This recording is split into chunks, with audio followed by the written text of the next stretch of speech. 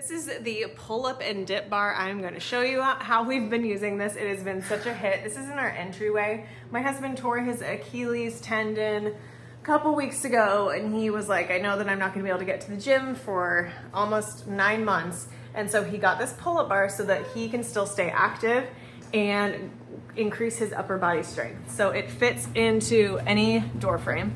So awesome. It is very solid. We have put some hefty guys on this and it has been great. My kids can even use it, which is super fun for them. So they get a stool and they're able to pull this down and drop their foot right in here. And this helps them to do that pull-up.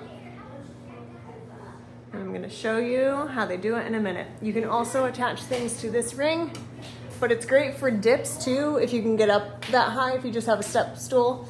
And then you've got so many different positions for your hand for pull-ups. So you've got wide shoulder ones, you've got grips down here. It is a versatile pull-up bar. It was well worth the purchase.